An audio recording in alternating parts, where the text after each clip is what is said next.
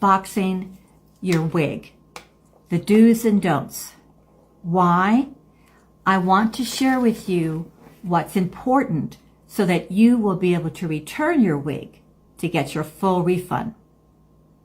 However, do note that should you buy a wig by mail, if it's a huge discount, just be sure you can return it for a full refund, or at least be aware that if you are purchasing a wig at a large discount, perhaps it is not refundable.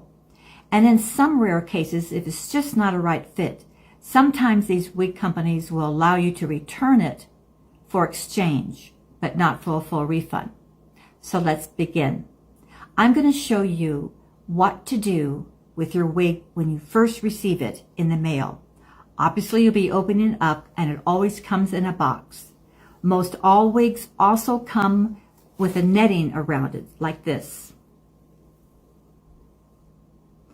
They're beautifully wrapped, and the netting keeps the fibers and everything intact.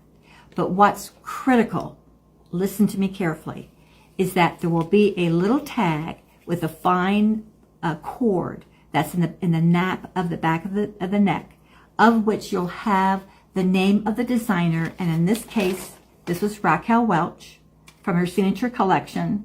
And on the back, this particular selection I received is Watch Me Wow, and it will actually have the Watch Me Wow as far as the style, plus it will have a color. Now, do not cut this tag off. I realize that wig companies give you a couple of weeks to make a decision whether or not to return, but my recommendation is return the wig within a few days. Make a decision within a few days. Don't cut the cord. Leave the cord intact. This maintains the integrity of the wig.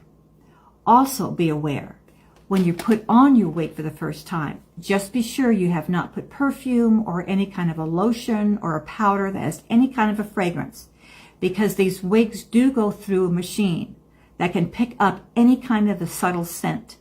If there is a scent, most likely you will not be able to return it for a full refund.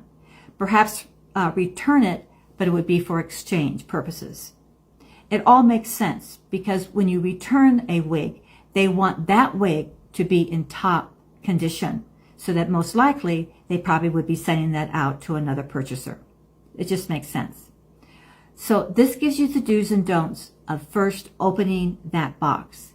In my next video, I'm going to be getting into how you unpack it, how you put on your wig, and what caps that I purposely use. In fact, it's not even a cap, but it's actually a band that I use that I feel two things it does for me as a senior. It causes my wrinkles to be brought up. So I look a lot younger than if I took this wig off, because then my face would kind of drop.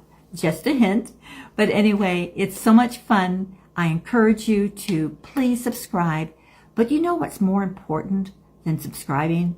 Could you just place a question or a comment, even if it's what I have shared with you today, a thank you that you've learned something that will help you in your wig journey. Have a great day.